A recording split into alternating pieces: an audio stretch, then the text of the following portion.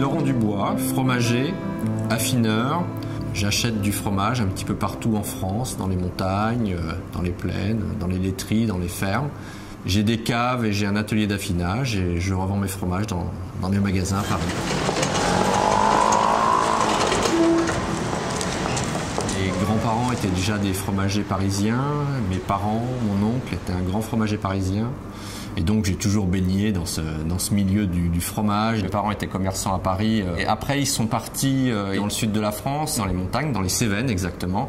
Et donc là j'ai vraiment connu l'autre côté de la production de fromage, c'est-à-dire la vie chez les fermiers. Je partais avec mon père voir comment ils vivaient, ramasser les pélardons des Cévennes, les petits troupeaux de 50 chèvres, la traite, la fabrication, vivre un petit peu avec eux. Et ça je l'ai vraiment vécu de longues années.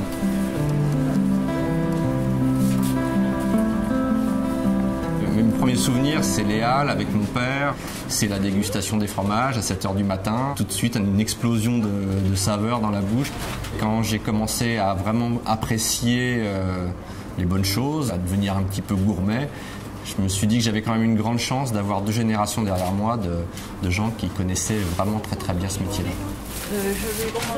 Quand j'ai senti que c'était pour moi, c'était ce métier-là qui me correspondait, j'ai fait un espèce de tour de France. Je suis allé travailler dans des laiteries, j'étais fabriquer du fromage, j'étais travailler sur des marchés, vendre des fromages chez plein de professionnels. Ça m'a permis de voir plein de choses différentes et de ne pas avoir qu'une seule version. J'avais vraiment une volonté de faire les choses à ma façon. C'est ce que je dis, je voulais ouvrir la fromagerie de mes rêves, c'est-à-dire pas faire de concessions par rapport au commerce. Pour moi, le métier de fromager, c'est un métier malgré tout d'expert, de connaisseur et de technicien. Et les gens ne le perçoivent pas comme ça. Et je pense que si je le fais de cette manière-là, en connaissant les choses sur le bout des doigts, mais en me consacrant vraiment qu'au fromage et qu'au bon fromage, je pense que j'aurai une reconnaissance et une vraie réussite. J'affine mes fromages. Moi, je trouve que la valeur ajoutée, c'est là que je l'amène. Au-delà du fait que je cherche et que je trouve des bons fromages, je les transforme en les gardant, en les faisant vieillir de différentes manières, en leur apportant les soins dont ils ont besoin pour qu'ils soient vendus au moment idéal. Dans nos magasins, on a des caves où on restitue les ambiances qu'on peut retrouver dans un tunnel ou dans une cave, c'est-à-dire humidité et ambiance contrôlée. Et on a aussi un atelier un petit peu plus grand où on peut stocker des plus gros fromages, des Beaufort, des comtés, des tomes de brebis, des parmesans. Et on a des techniciens, des experts qui travaillent avec moi, qui réceptionnent les fromages, qui les rangent, qui les trient, qui les soignent. On reste malgré tout des commerçants de proximité, dans les quartiers vivants, dans les quartiers où il y a des marchés. On est à côté d'une brasserie, d'une boulangerie, d'une poissonnerie. Donc on installe nos magasins. Je trouve que quand les choses sont belles, tout va mieux. Et quand je vois le mal que se donnent les producteurs à fabriquer un fromage, le présenter de manière esthétique, c'est la moindre des choses. On n'est pas derrière le comptoir, on est dans un univers de fromage. Vous avez les fromages sur les murs. Donc on vous accueille, on vous parle, on vous fait goûter les fromages, on cherche ce que vous aimez moins. Et le cœur de notre travail, c'est quand même la relation avec le client.